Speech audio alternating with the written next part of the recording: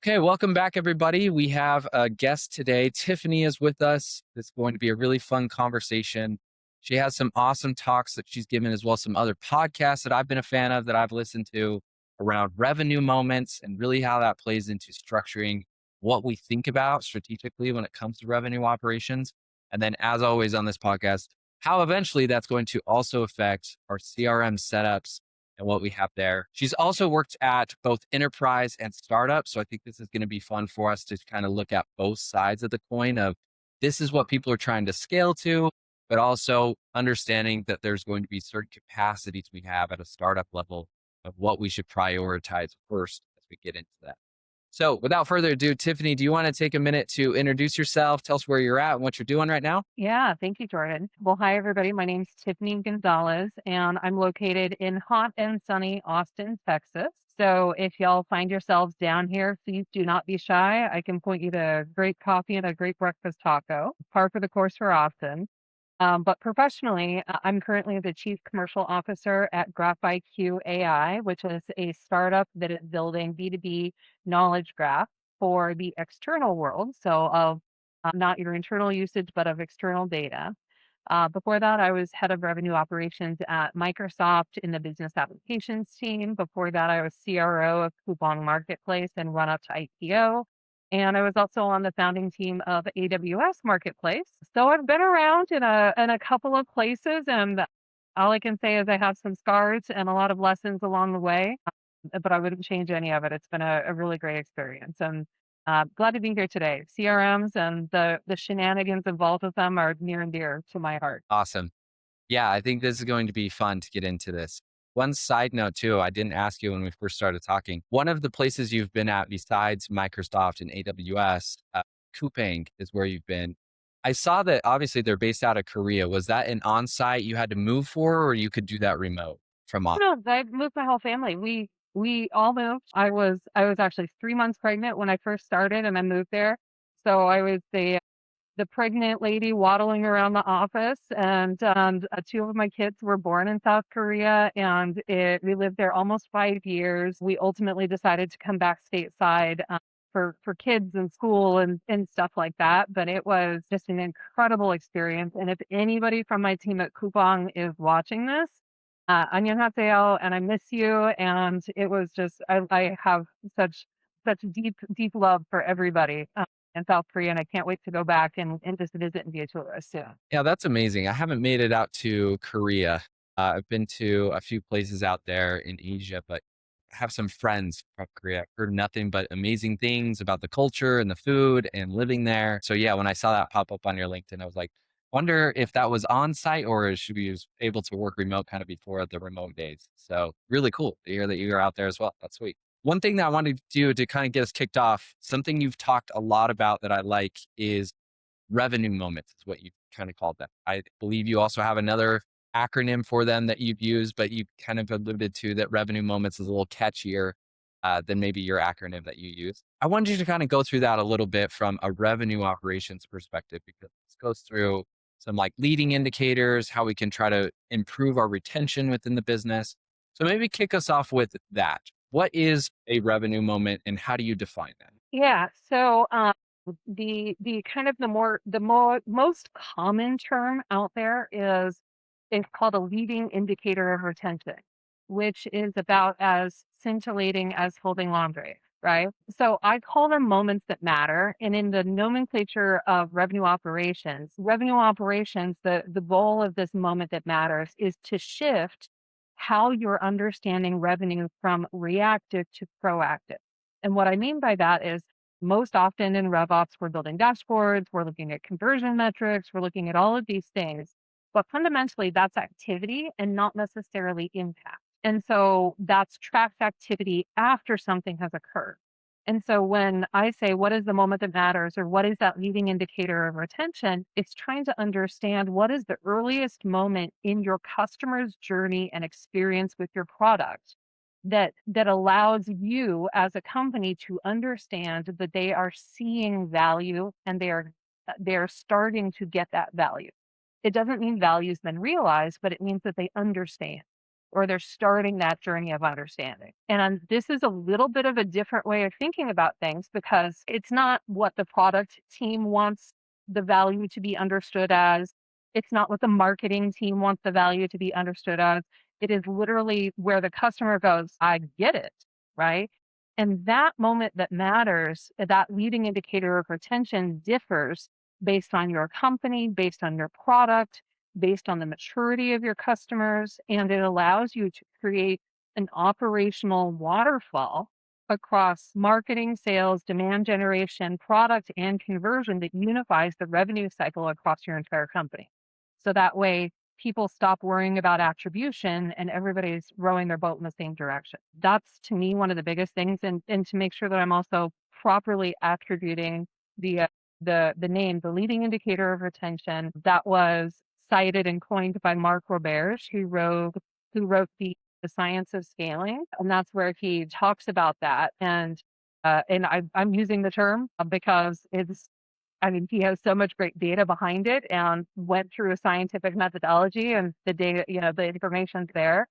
All I gotta say is I wished I had read that book before I figured this out the hard way.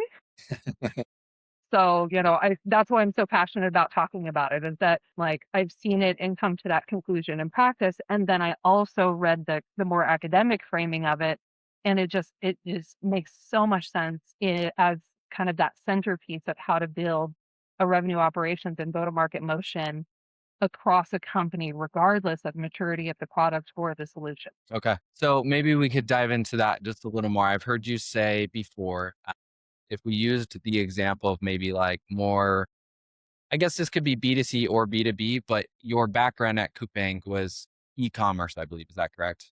So whole E-commerce, but specifically B2B okay. e-commerce, right? So it was B2B marketplaces. So I was not a product expert. My entire life was selling and facilitating and helping businesses grow. Okay. And I have a little bit of background early in my career, not at the level you did, but I also worked for Jet.com that was later bought out by Walmart e-commerce. And I also worked in the partner operations department. And so really, I think this is probably similar to I think what you've described that I've heard you say. But basically you have these sellers that want to come on the site. They have something to sell, obviously. And what our job at partner operations department was to help them successfully get things uploaded and become a really good seller on our platform so that they stay. And obviously that gives us more things that we can sell to people that are wanting to consume the product they have. And so one thing I think I've heard you talk about, and tell me if this is wrong, but I think what you're using here is some of those revenue moments is like, if we were to put that into a use case, it would be this person signs up with Coupang or an e-commerce site. They have something to sell. Okay, well, now we want them to be able to not disappear from us. And in order to do that, you probably have an idea of, okay, this person needs to sell X amount of merchandise or X amount of items in the first 30 days or the first 60 days. And if they do that, what we're finding is that they're far more invested in our platform to continue on and selling with us versus the reverse. Like they get signed up, they're excited, they want to be a part of it, and then they can't sell anything. Or in our case at Walmart e-commerce, it was like there was always be like errors that would pop up, like, I tried to list this thing and it got flagged for something, and I don't know what it got flagged for, and now you got to talk to me, and we got to go for like troubleshoot it all. And in those situations, it would be a bad experience, and it'd be less likely that they would want to continue on with us. So I think I got that. Is that more or less what you're referring to with what you just described with like these revenue moments or these leading indicators? In Okay. the in the workflow of e-commerce, the specificity is really dependent on what e-commerce platform is and how you've instrumented it.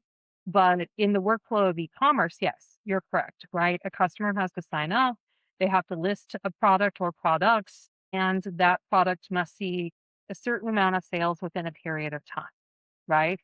But when you're thinking about building a revenue motion or a RevOps motion, you also have to think that there's more than one way to solve that. And the moment that matters can be solved in many, many different ways, right? So whether you're Coupang or Walmart e-commerce or whatnot, you mentioned listing problems, right? Customers, for example, when they go into your SaaS product, you can use listing problems as a parable for, oh, I can't, do my SSO sign on or I'm not able to, do easily sync with my Salesforce CRM or whatever it is, right? These are creating barriers to entry for the person to realize value, right? And so from an e-commerce perspective, just for example, you could have a moment that matters, which is list one product and get, I'm making it up, but $1,000 worth of sales within 30 days. Or you could say, my job is to list all products and get the seller to bring all of their products to the website. And then it doesn't matter, but now we have all of their products. And so that's actually probably better for Walmart, but not necessarily better for the seller because the outcomes are different, right? Walmart or whomever that e-commerce platform is would get flywheel benefit from having more listings, which means more eyeballs on the website, which means ultimately more things are purchased. But it doesn't necessarily benefit the seller to go through that work without initially having validation and understanding of what creates success. So having clarity around what that moment that matters is really critical because whether you're in a product like Slack, right? One of the examples that Mark Roberge wrote in his book that I like to cite because it's like one we all recognize is when Slack first started gaining adoption, the goal of Slack wasn't just like logging in and it wasn't getting a team plan or something like that. It was, if Jordan logs into Slack, has he invited 4 friends and sent more than 300 messages in a period of time, right? And it was around individual activity as the indicator of future value, right? And so understanding what that is for your specific product or solution and specifically into the sales motion creates the ability for marketing, sales, segmentation, all of these things to land in very, very different ways, right? Because then whatever aspirational or enterprise level messaging happens from a product perspective, you're really, really focusing in on what matters to the individual, which is fundamentally what is going to get the sale. I like that a lot. That actually made me think of a bunch of different projects I've been a part of. An easy one to kind of pick on in the whole roll up to revenue ops, more the marketing ops side, which is there's so many things to track to your point that sometimes it does just become a little bit of noise of what we're trying to look at.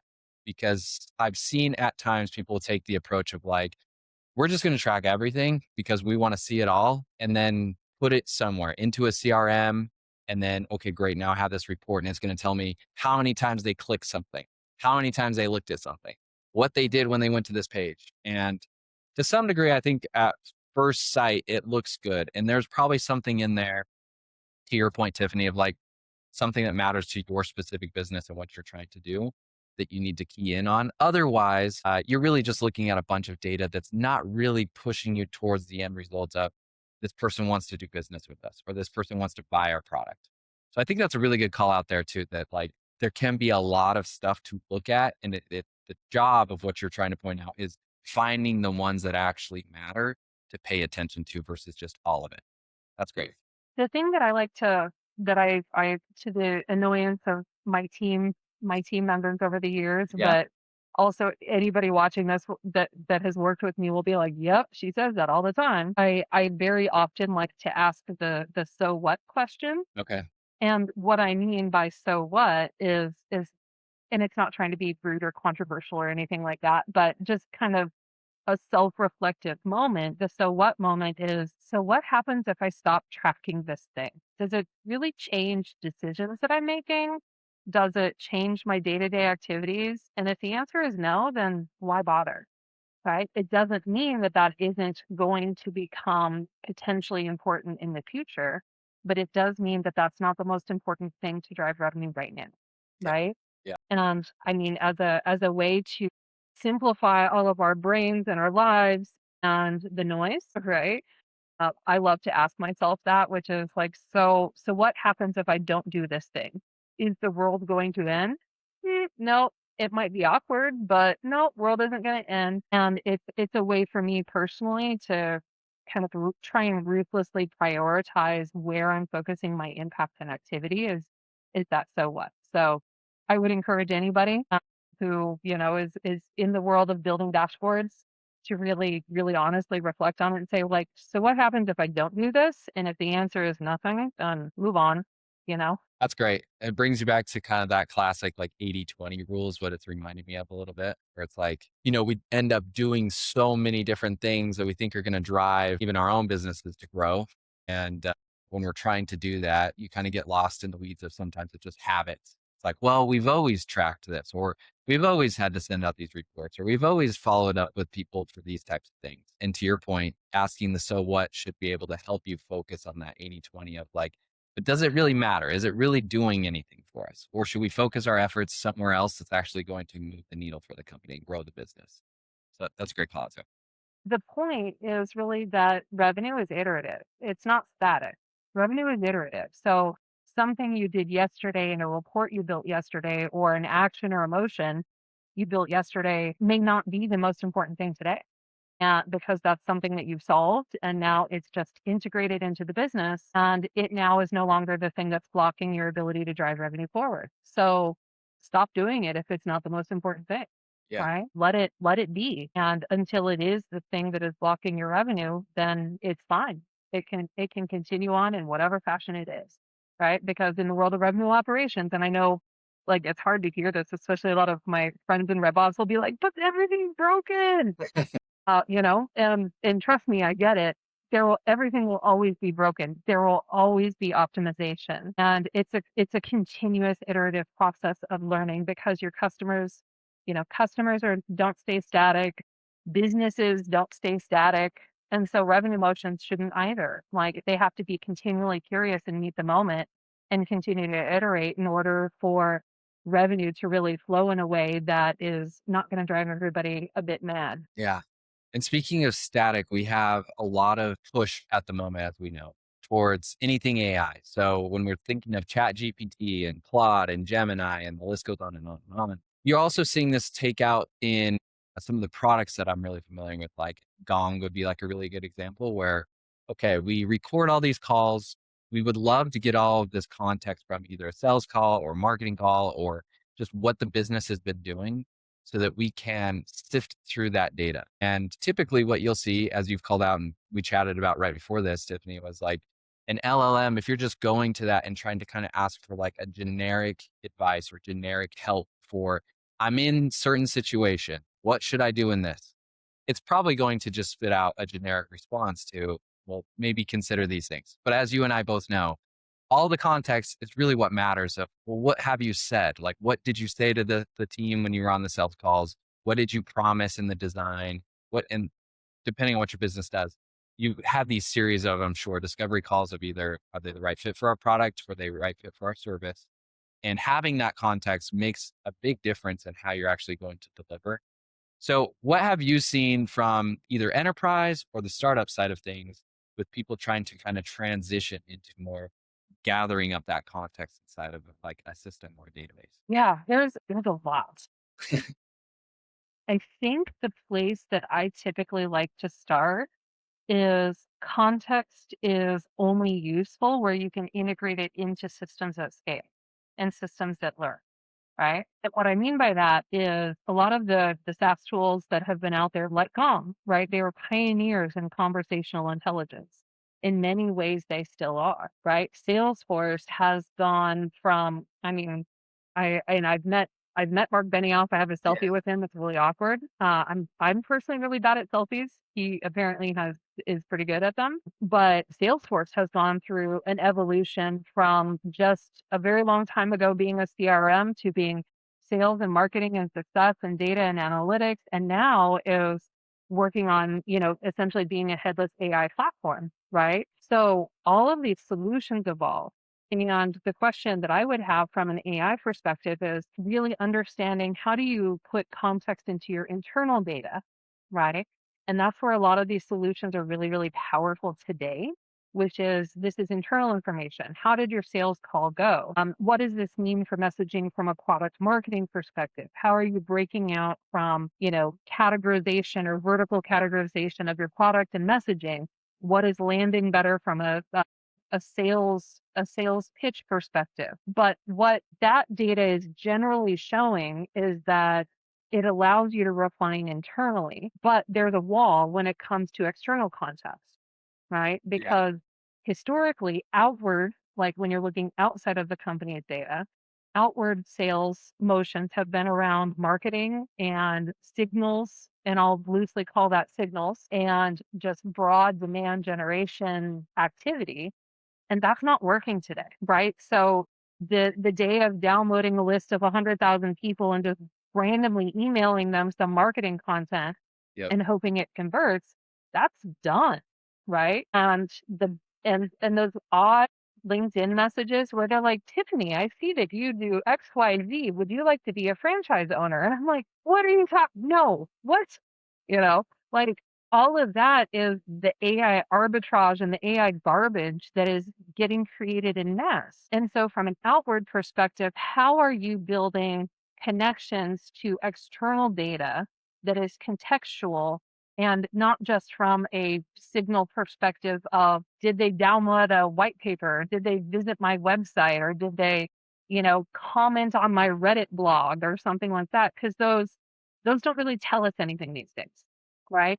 But what are contextual signals that actually indicate that a customer has a need, right? Changes in jobs, Yeah. right? Changes in people from company to company, changes in product strategy talked about in the news by these corporations, mergers and acquisitions, who's investing in whom. Like getting all of this type of external contextual data is one of the most important ways where you can pair your internal sales motion with this external data and really create a compelling go to market motion that feels genuine, right? Where somebody says, hey, Tiffany, or hey, Jordan, I reached out to you because I noticed that, Graph IQ, I'm making it up, but like Graph IQ acquired this company and we see that this type of solution does XYZ. If you're not facing that problem, we anticipate you will. Here's a white paper that we wrote on this that helps solve this problem, right? But that contextualization is much more important today and than it was ever before because spray and pray marketing, it just doesn't work anymore, at least in the B2B sense. It's not getting the traction. And so that, I mean, for me, that's why I joined Graph IQ because we're not trying to be a workflow. We're not trying to be a wrapper. We're not trying to be an agentic solution to automate any of those things. We're simply trying to be the truth of B2B external data so that the customer, like a business, can define what they find is important and then meet their customers where they're at. Yeah, I love that. A follow-up question to what you were just mentioning too, I'm curious about myself is what have you seen when people are trying to build this context? Are they taking that information that they can gather around some of those quote unquote signals of job changes or hiring, or this was mentioned specifically in like an investment paper that I saw. Are they taking that type of stuff and putting it into like a CRM? Are they putting it into like something like what they call like a data warehouse or a data lake? Where are they storing this to eventually build this up so they can look at the context? Have you seen that at all? Yeah. And it's really different, which is interesting. Everybody's kind of on their own data journey. And it's pretty fascinating because what I've seen more commonly is there is understanding that people are putting more of their internal data into unstructured databases. So they're using Snowflake or one of the other type of providers where they're able to put data in an unstructured format. And then what they're starting to do is layer different AI agents and AI agents that do not hallucinate, which is actually really, really hard, but they're starting to layer AI agents on top of that data infrastructure. And those AI agents then become the layer by which they have to connect with the various CRM or, marketing ops solutions or conversational intelligence solutions, things like that. The challenge being is a lot of those AI agents are still under refinement. Let's put it that way. Mhm. Right. But that's the internal side of things. But then, even if you have that set up internally right now, when a company goes to the rest of the world and goes outside of their internal data set, right now they're typically like either pinging Claude or something like that. And that is, while that is good for research, it's really expensive and it's also not how LLMs were built. It's not going to solve and serve up the problem that the person is trying to solve, right? Because you might go to an LLM and say, give me all, I know that based on my internal data, I'm really good at selling to aerospace companies that are headquartered in France with offices in Israel that have more than 10 employees and use Jira and Asana and something else, right? You can go ask that information of an LLM and it might give you one company, probably, but you don't have any context over any of the factual veracity of it. So that's where we're trying to be that AI data connectivity point so that you're able to reason internally with the solutions that you're building and then externally so that your solutions, like your CRM, like your marketing content, are actually able to operate from a place of truth instead of burning tons and tons and tons of Claude tokens to unknown impact, right? And unknown cost. Yeah. And I think you see that a lot too with even just trying to sometimes get to the root of what you want without that context, as you know, is also spends a lot of time and iterations to get to what you maybe really wanted to start out with. And I think the context to your point, as far as like saving dollars and actual tokens and things like that, can be a huge lifesaver, I think, in that regard as well. Maybe one of the last questions I wanted to ask you was around kind of the same topic, but with CRM specifically. So we've both worked at some enterprise as well as startup. What I'd be interested with this AI talk to is how have you seen when you've moved from some of these enterprises back to a startup, how people are trying to leverage AI as they're still continuing to use a CRM like Salesforce? Or are you seeing something completely the opposite where it's like at startup, some people are now just trying to kind of build their own thing and maybe just use what they can versus getting into it? Yeah, yeah, yes. Okay. There's two phrases that I've paraphrased and coined from a couple of my friends, but that I think are really kind of very thought leading and prescient. And one of those is AI is equal to models plus data, right? So when you're a startup, you have access to the models, right? But do you have access to the data? And by the data, it's not just external data, but how are you actually building and creating and understanding your internal data? Right? And in order to really leverage AI in a meaningful way by using these supercharged models, they have to have context in order to reason. And your life can be stitching together lots and lots of different types of tools in order to partially put together the context that you're trying to reason through and then connect those, or you work on building a workflow for those kind of most important moments that matter, right? Yeah. From an enterprise perspective, I like to say you can't vibe code your way out of bad data, right?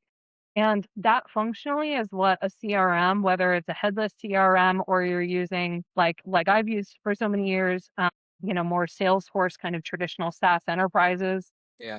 What that's doing is putting data together in a way that allows you to understand, learn, and iterate on your sales motion, right? I strongly believe that any implementation of a CRM needs to be additive to the sales motion and not a barrier to the entry, right? And we all have scar tissue, and past memories of bad implementations where somebody has been like, no, you have to order and enter 42 fields, otherwise you're not compliant. Whoa, no, that's not how CRM should work today, much like with AI, where it can do a lot of that work for us, giving us the space to reason over context. And so that's where I really look at what is, from a startup perspective and then having run and led enterprise organizations, I really look at what do I want to be good at? And do I want to be good at building a system that is, maybe functional for now? And I've Claude vibe coded something along the way, but is that something that's going to meet my moment as my sales motion changes? Or do I err on the side of buying a CRM and implementing it for my organization so that way I can focus on the customer experience and not necessarily managing the data, right? And so it just really depends on the evolution. And the answer is you're right. Whatever stage you're in, you're right, right? At a startup, there's a point where we've run, not now, but historically, we've run our CRM was on a spreadsheet, Yeah. right? Yep. Everybody's done that. And at a startup and even founders that I advise, so often up until about 1 million or 2 million in revenue, so often it's run on a spreadsheet. But there comes a tipping point where that even with workflow automation and Claude and connecting with cowork and various things like that, you're going to run into a wall, and that wall is going to limit revenue. And so, from that perspective, finding the right solution for your customer and sales motion to come together and manage that data is the most important thing, right? I think that's where, for me, CRMs are still really interesting, and I'm personally excited to see how the world of CRM continues to evolve with AI because, I mean, it's a wild west right now and it's changing really fast, which is really fun to watch, Yeah. right? I'm personally glad I'm not on the development or go-to-market team over there, but they're doing good work, and I gotta say I'm loving the results of it. So Yeah.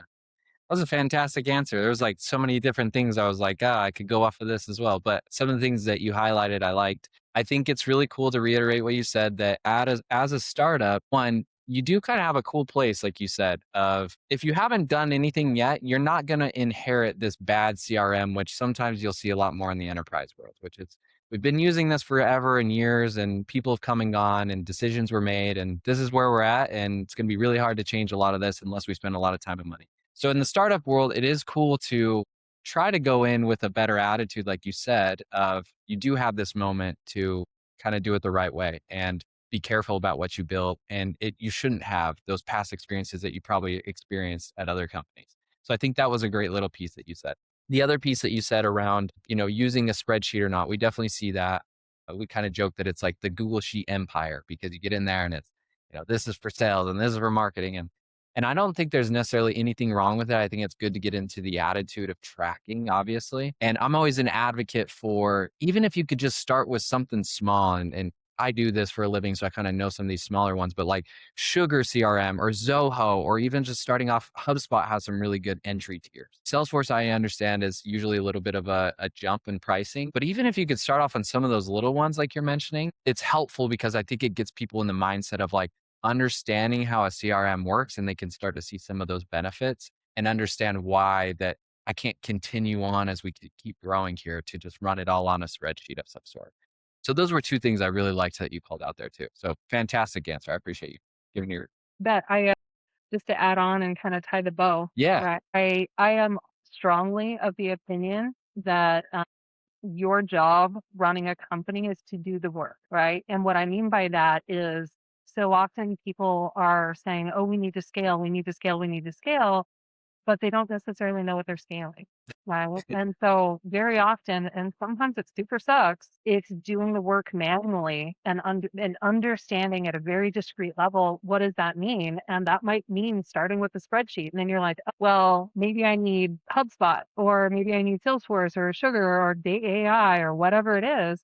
But after you've manually run it, because one solution for one company is different than a solution for another because your sales motion is yours. Your customers are yours. There's not a playbook that you can copy because no one else has been used, right? And so run it manually so that you have some really, really clear ideas about what it is you actually need. Because then when you have to air quotes scale an operational process, you actually have the knowledge and the wherewithal to build it in a way that accrues to your business and the business that evolves, right? So I think that's one of the things that, I really lean on in the world of all of these AI solutions and SaaS solutions and everything like that, that promise to be, integrate in 4 minutes and be perfect and all of those things. Sometimes it's a good idea to just pause a moment and really work through that before start going into implementing, because there are some one-way doors or things that are really difficult once you've rolled things out. Yeah, you're 80/20 again. It's just making sure you understand what we're actually putting in there. And also what you said about the LLMs, if you're using that as like your base to what should I put on the account object or what should I put on the lead it's probably going to spit out a bunch of generic stuff that you, like you just said, may not even need. And now here you are kind of going down that same path of putting stuff in that's going to be a little bit more difficult and time consuming and hard to get buy-in from people to like rip it all out and spend the money on. So yeah, really good call out. And I think that's a great way to kind of tie that all together. Before we end, I obviously want to give you a chance to point people in the right direction where they can follow you, find you, go to interesting stuff that you might do. Any social channels or places you want people to find you? Yep, I'm on LinkedIn. So my LinkedIn bio, and you can include it in the show notes, but it's Tiffany Gonzalez 42. That's where I tend to post content. You can message me there. I also post blog content on graphiq.ai. I have not gone outside of LinkedIn and my blog. I haven't, like everybody else in the world, started a podcast or a subreddit or a Substack or whatever. But that's where you can find me, and I'm generally quite available. I love talking about use cases and scenarios, and I love saying hi to people. So don't be a stranger. Okay, awesome. That's fantastic. Okay, we'll make sure we link that for everybody below. And just want to thank you again for your time today, Tiffany. It was great talking with you. Glad to be here. Thanks.